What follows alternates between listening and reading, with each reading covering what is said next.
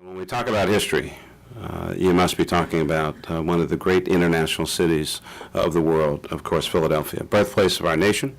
And as some of you have heard me say on more than a couple occasions, unless you're an American Indian, everyone came from somewhere else. This is a country of immigrants, built by immigrants, and is a strong supporter, and certainly this city is a strong supporter of the many, many immigrants who are here, who want to come here, and I believe that it is an important component of the future of this city. Its incredible diversity. It's an important component of why we had population growth for the first time in 60 years, mostly from our Latin American countries, Asia, the Caribbean, and the continent of Africa.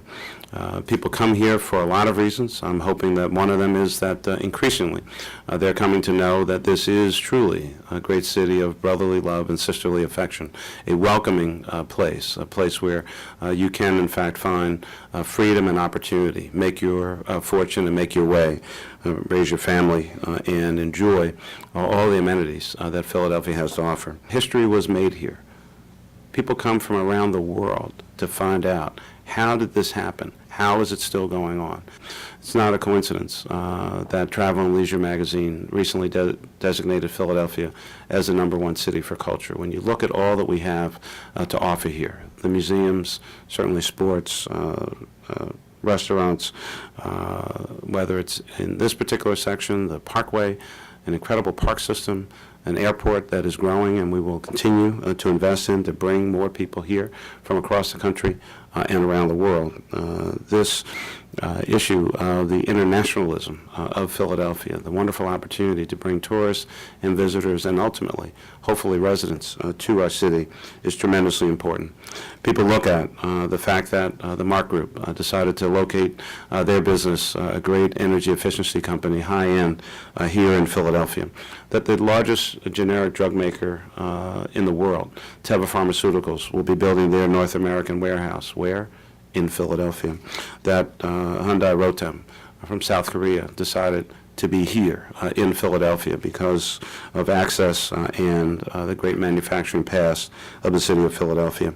And that list will continue to grow, and there will be many, many more. I talked about the census and the great international vibrancy of this city. I think that it's one of the great strengths of Philadelphia, that we can be so welcoming, that we have certainly this small town feel, but it is in fact a big city. Philadelphia has 10,000 hotel rooms downtown and a newly expanded convention center, 60,000 square foot ballroom. It's the largest ballroom on the East Coast. And increasingly, we find when we have conventions here in Philadelphia, they have some of their largest attendance and in many cases actually break attendance records because of our location, because of our accessibility, because of the ease of getting around, one of the most livable but also walkable cities in the United States of America. And increasingly, as I talk to folks, and I see our great Consul General representing France, Michael Scullin, that people tell me that Philadelphia reminds them the most of Europe, of any other city in the world, including some European cities. I mean, that is some of our, I mean, that's pretty unique, right? We were, in fact, one of the great international cities at our start. We continue to have prominence. We need to get back to that level such that when people think about the United States of America, when they think about great cities in which to do business, great cities of art and culture and the creative economy, when they think about those cities, when they're putting those lists together, it will be my job, and it's our collective job, to make sure that Philadelphia is always thought of in that regard. Please keep doing what you're doing. The work is very important and will last for decades to come. Thank you very much.